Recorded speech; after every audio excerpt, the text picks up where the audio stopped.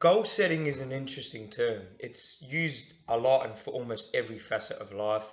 Financial goals, family goals, hobby orientated goals, lifestyle goals, business goals, and of course, most relevant to our niche and passion and what we're about, training goals. Goals are great. I certainly think they are a necessity for achieving an objective. They give you guidance, help you create a vision, help you focus, keep you motivated. All the obvious reasons. I think that setting a goal dramatically increases the chance of you achieving a particular thing, but within a very rigid and particular setting.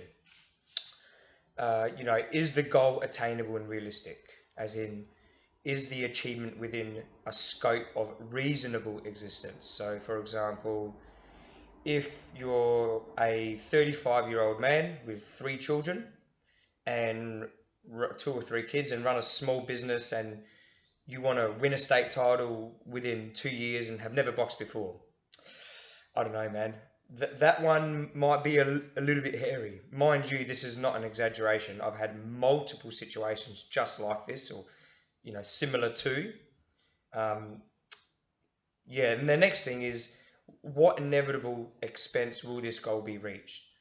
So, how many and to what degree are you going to need to drop the ball in other areas of your life to reach your goal? Does it mean time away from family, letting your work slip a little bit, less sleep, increasingly kind of burdensome responsibilities? Which holds hand with the next consideration, does the end result of whatever that goal may be make all these lifestyle changes leading up to that moment worth it? Will all the sacrifices needed to get there be really worth it? So going back to the 35-year-old, we'll stick to him as our case study. Let's say he has to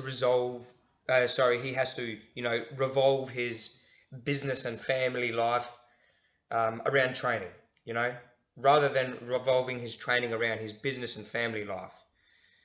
Push through the inevitable hurdles and hardships of a fighter's life, hard sessions, critical coaching, pressure to perform, injuries, setbacks. The list is long for anyone that's done it before. Just so he can tick a box and probably feed his ego and say he fought. It probably doesn't make it worth it. If you zoom out and look at the big picture, it's going to cost him a lot of heartache for such a brief moment of glory. Now let's look at this a little differently and take out the apparently flawless goal-setting strategy that we get forced down our throats so often these days. Let's say this 35-year-old gentleman took the following approach.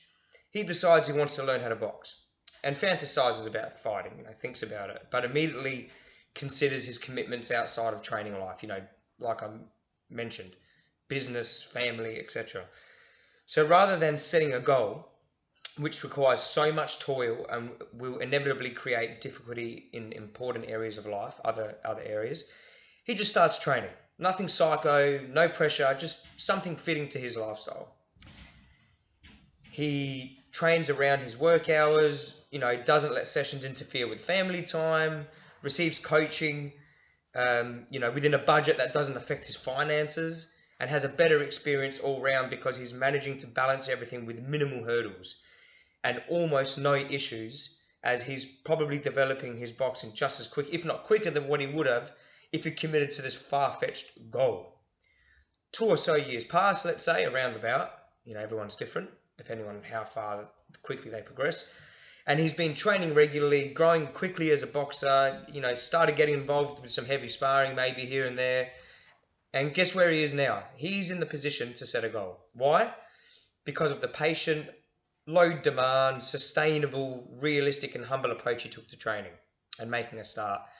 Now all he needs to do is probably hit it hard for 6 weeks and have a crack, and make those more serious sacrifices for only a small amount of time, because he has momentum from the less pressured training habits. When it comes to achieving something, it's an accumulation of small victories that lead up to and create the achievement of an end goal. Small victories and ongoing long-term habits. This theory can be applied in many aspects of life, but let's tune in specifically to training and boxing development. Today, more than ever before, we want things done yesterday.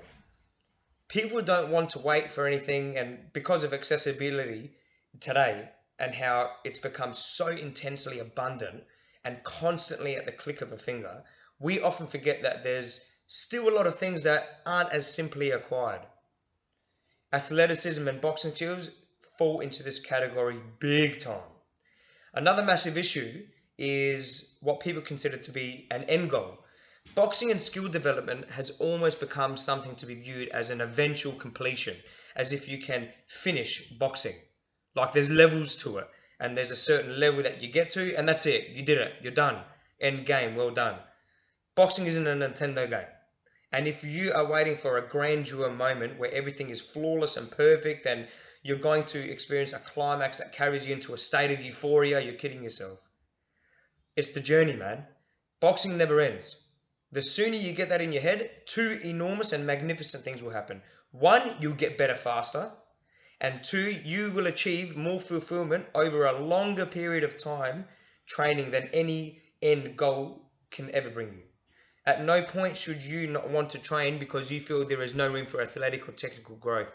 The value in having a perpetual approach and ongoing, never-ending desire to keep improving is going to bear more fruit than any other mindset you can have to training. You should aim to start training, whenever that may be in your life, whether it be from age 5 or 50, irrespective, and keep training for as long as you possibly can with the intention to learn, improve, and develop continuously and achieving the ultimate ongoing goal of never stopping your growth. You will also find that with this mindset that setting goals along the way becomes so much easier to achieve because you are in a humble state of perpetual growth and in submission to the fact that you have so much room to improve. Your standard of yourself will just keep going up and up and up, and reaching goals becomes a routine, not just a fantasy.